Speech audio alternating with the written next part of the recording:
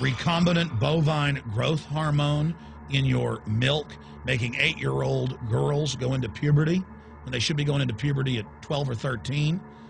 Silicone in chicken McNuggets and hundreds of other processed foods.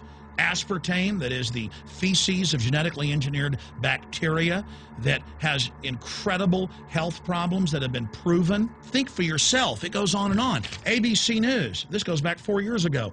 Viral meat spray, advancing food safety. They spray a live virus on the meat to supposedly kill the bacteria. This is a live vaccine they spray on most of the meat you're consuming that you're buying from the store. It gets even worse. The petroleum distillates, or toxic waste that's left over from petroleum refineries that refine oil into gasoline, they take these tens of millions of pounds of toxic waste that's left over, the fluoride, the mercury, the lead, and they dump it on crops as supposed fertilizer. And what do crops like tomatoes and corn and potatoes do? They pull in all of those toxins out of the ground. In fact, scientists for many years have used plants to actually detoxify areas that have been contaminated. And those plants are pulling all of this up, and then you are eating it.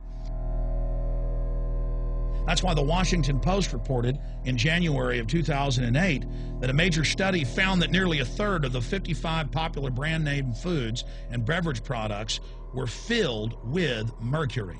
Despite the fact that the people of Europe for over 20 years have fought off all the genetically modified wheat and corn and other crops being planted in their nation, now the EU is buckled and is accepting it.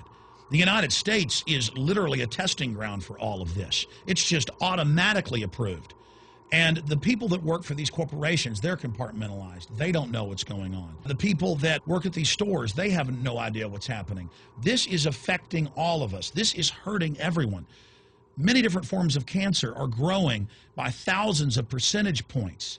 Diabetes, all these different diseases. And in major studies, it's all been linked to the toxic additives that are in our food, our water. And I haven't even had time to get into MSG. I mean, I've interviewed brain surgeons, neurologists, scientists. I mean, it just devastates the brain. It's an excitotoxin. It destroys the liver, and it is in tens of thousands of products. We can say no. We can stand up. But if you've got a neighbor giving fluoride water to their baby, please go over and warn them. If you got a neighbor that's sitting there eating MSG-filled chips, one after the other, warn them. You've got a responsibility. If you know people that are feeding processed foods filled with GMO, warn them. And for God's sakes, don't give it to your own children. If you want to kill yourself, that's your own business. But don't hurt your children. Don't do this, ladies and gentlemen. In closing, I want to talk about some positive things. Just 15 years ago or so, you couldn't find organic food anywhere on store shelves. And now, about half of what you see is organic. Just a few years ago, all the milk had the growth hormone in it. Now it's hard to find milk that has the growth hormone in it because the consumers have spoken and said no. A few years ago, you couldn't find toothpaste that didn't have sodium fluoride in it. Now Tom's of Maine is starting to take over the aisle space and displace the other mainline toothpaste makers, where it says on the back, if you swallow this, call poison control immediately. Even Colgate is now putting out fluoride-free toothpaste. People are demanding that they not be poisoned, and they're finding out about what's going on.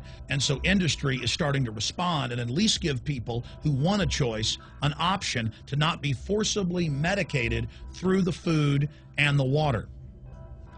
You know cigarettes are bad for you, but just 20 years ago, the cigarette makers were getting up before Congress and saying it was a conspiracy theory that it was killing people. And then later it came out in their internal documents, they knew it was deadly.